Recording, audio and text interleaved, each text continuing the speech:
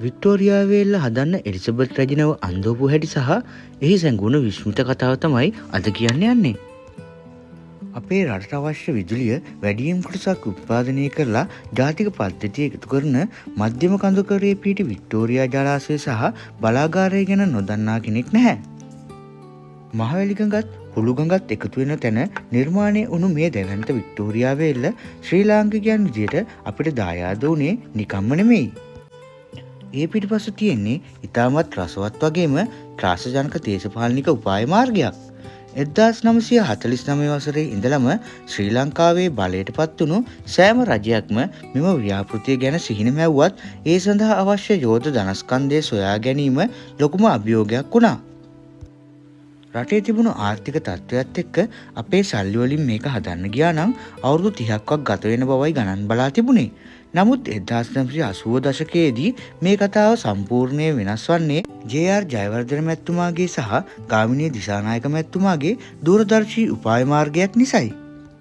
Victoria ව්‍යාපෘතියට අවශ්‍ය මුදල් සොයාගන්න එංගලන්තයට ගිය ජේ.ආර්. ජනාධිපතිතුමා සහ ගාමිණී දිසානායක ඇමතිතුමා මුණ ගැහෙන්නේ දෙවන එලිසබෙත් මහරැජිනමයි. එතනදී ජනාධිපතිතුමා අපූර්ව යෝජනාවක් කරනවා. එතුමා කියනවා ලංකාවේ හදන්න යන මේ දැවැන්ත ජලාශයට රැජිනගේ ආත්තම්මා වන වික්ටෝරියා රජුගේ නම දාන්න අපි කැමතියි කියලා. හැබැයි ඒකට අපිට ඔබතුමියගේ රටෙන් ණයක් ඕනේ කරනවා කියලා. ඇත්තටම එතන තිබුණේ ස්වභාවික දිය ඇල්ලේ නම වික්ටෝරියා නිසා ඒ නම යොදා ගන්න සැලසුම් කරලා තිබුණත් මේ නම පාවිච්චි කරලා රැජිනගේ හිත දිනා ගන්න ජනාධිපතිතුමා සමත් වුණා. මේ කතාවෙන් ගොඩක් සටනුන එලිසබෙත් රැජින මේ ව්‍යාපෘතියට ණයක් නෙමෙයි ආධාරයක් විදියට සම්පූර්ණ මුදල ලබා දෙන්න එංගලන්ත රජයට නිර්දේශ කළා. ඒ වෙලාවේ එංගලන්ත අගමැතිනිය වුණු මාග්‍රට් තැචර් මැනවියත් මේකට එකඟ වුණේ එක කොන්දේසියක් උඩයි. ඒ තමයි මේ ව්‍යාපෘතියේ ඉදිකිරීම් කටයුතු එංගලන්තයේ ඉංජිනේරු සමාගමට පැවරිය යුතු බවයි. ඒ විදියට තමයි රුපියල් මිලියන 8,900ක දැවැන්ත ආධාරයක් අපේ රටට ලැබුණේ. පසුව මෙම අභියෝගාත්මක ඉදිකිරීම භාර වුණේ ලෝක ප්‍රකට බැල්ෆ්‍රෝ බීට් සහ නටාල් සමාගමටයි. මධ්‍යම කඳුකරේ මහා මූකරණක් වෙලා තිබුණු පාරක් තොටක්වත් නොතිබුණු තෙල්දෙණිය ප්‍රදේශයේ මේ දැවැන්ත ව්‍යාපෘතිය නිසා සම්පූර්ණයෙන්ම වෙනස් වුණා. මේ තියෙන විශේෂම කාරණේ තමයි වික්ටෝරියා වේල්ල කියන්නේ ද්විත්ව ආරුක්කු හැඩේ කොන්ක්‍රීට් වේල්ලක් වීමයි. මීටර් 122ක් උස සහ මීටර් 522ක් දිග මෙම වේල්ල හදන්න එකම යකඩ කම්බියක්වත් පාවිච්චි කරලා නැහැ කිව්වොත් ඔබ පුදුමයටපත් වෙයි. ඒ වගේම කොන්ක්‍රීට් මිශ්‍රණය සකස් කරලා තියෙන්නේ අයිස් වතුර පාවිච්චි කරලයි.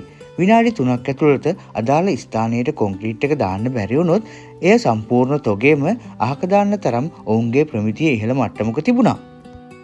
මෙම වේල සඳහා ලංකාවේ දක්ෂ ඉංජිනේරුවරයෙක් වුණු චන්ද්‍රා පෙරේරා මහතාත් නේවාසික ඉංජිනේරුවරයා වශයෙන් මේ දැවැන්ත නිර්මාණයට දායකත්වය ලබා දී තිබෙනවා. අවසානයේදී 1985 අප්‍රේල් මාසයේදී මාග්‍රට් තැචර් අගමැතිතුමිය අතින් විවෘත වුණ වික්ටෝරියා ජලාශය අදටත් අපේ රටට කරන සේවය අතිවිශාලයි. මෙමගින් මෙගාවෝට් 210ක විදුලි ධාරිතාවක් ජාතික පද්ධතියට ලබා දෙනවා වගේම මහවැලි සී කලාපයේ සහ බී කලාපයේ කුඹුරු අක්කර ලක්ෂ ගණනකට දියවර සපයන්නේත් මෙම ජලාශයෙන්. ගං වතුර පාලනය කරන්න තියෙන ස්වයංක්‍රීය සොරවු පද්ධතිය නිසා මයංගනය වගේ පහළ ප්‍රදේශ ගං වතුරෙන් ආරක්ෂා වෙනවා. සුද්දන්ගෙන් අපේ රටට අරගෙන ගිය සම්පත් වලට හිලව් වෙන්න ඔවුන් ලවාම මේ වගේ දැවැන්ත ව්‍යාපෘතියක් කරවා ගන්න එදා හිටපු නායකයන්ට තිබුණු දූරදර්ශී බව අදටත් අපි අගය කොට සැලකිය යුතුයි.